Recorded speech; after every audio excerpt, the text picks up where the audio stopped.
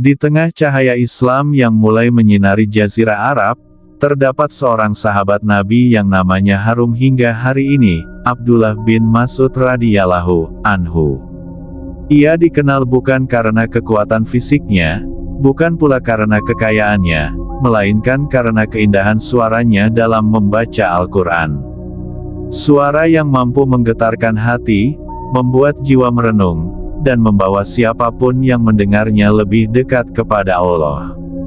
Namun, kelebihan Abdullah bin Mas'ud tidak berhenti di situ. Ia adalah salah satu sahabat yang paling dalam pemahamannya terhadap ayat-ayat suci. Ia bukan sekadar membaca, tapi memahami dan mengajarkan Al-Quran dengan penuh hikmah. Ilmu yang ia miliki tidak pernah disimpan untuk dirinya sendiri, ia bagikan kepada siapa saja yang ingin belajar. Suatu malam yang sunyi, ketika Umar bin Khattab radhiyallahu anhu sedang dalam perjalanan sebagai khalifah, ia bertemu dengan sebuah kafilah yang tidak tampak jelas wajah-wajahnya karena gelapnya malam. Umar, dengan nalurinya yang tajam, mulai bertanya, "Dari mana kalian datang?" Salah satu dari kafilah itu menjawab, "Dari lembah yang dalam." Umar terdiam sejenak, mengenali bahwa itu bukan jawaban biasa. Lalu ia bertanya lagi, "Kemana tujuan kalian?" Mereka menjawab, "Ke rumah yang tua." Umar tersenyum. Ia tahu bahwa itu adalah kutipan dari ayat Al-Quran, penuh makna, penuh adab.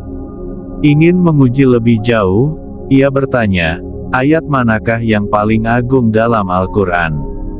Terdengarlah suara dari kegelapan menjawab, "Allah, tidak ada Tuhan selain Dia, yang maha hidup, yang terus-menerus mengurus makhluknya." Itu adalah ayat kursi, ayat paling agung. Umar lalu bertanya lagi, "Ayat mana yang paling memberi harapan?" Mereka menjawab, "Wahai hamba-hambaku yang melampaui batas terhadap diri mereka sendiri, janganlah berputus asa dari rahmat Allah." Jawaban demi jawaban membuat hati Umar terpukau. Ia pun berkata, "Pasti ada seorang alim di dalam kafilah itu." Dan benar saja, orang yang menjawab itu adalah Abdullah bin Mas'ud radhiyallahu anhu. Namun keistimewaannya bukan hanya pada ilmu dan bacaan. Di masa awal Islam, saat ketakutan terhadap kekejaman kaum musyrik masih membelenggu banyak hati, Abdullah justru berdiri paling depan. Ketika para sahabat ragu untuk membaca Al-Quran secara terbuka karena khawatir akan disiksa, Abdullah berkata, "Aku yang akan membacanya." Mereka mengingatkan, "Engkau bisa diserang." Tapi Abdullah tak gentar. Ia berdiri di dekat makam Ibrahim, dan mulai membacakan ayat-ayat Allah dengan lantang. Orang-orang musyrik mendengarnya, lalu datang dan memukulinya hingga tubuhnya penuh luka, wajahnya bersimbah darah. Tapi lisan itu, lisan yang begitu indah dalam melantunkan kalam ilahi, tidak berhenti. Ia terus membaca, seolah tak ada rasa sakit yang mampu menghentikannya. Ketika kembali kepada para sahabat, tubuhnya lemah tapi hatinya kuat. Ia telah membuktikan bahwa keimanan tidak sekadar kata-kata, melainkan keberanian untuk menanggung risiko demi kebenaran.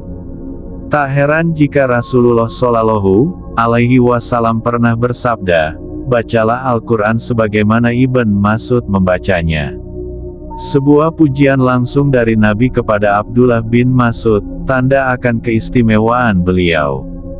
Abdullah bin Mas'ud hidup hingga masa kekhalifahan Utsman bin Affan radhiyallahu anhu. Di masa tuanya, ia jatuh sakit.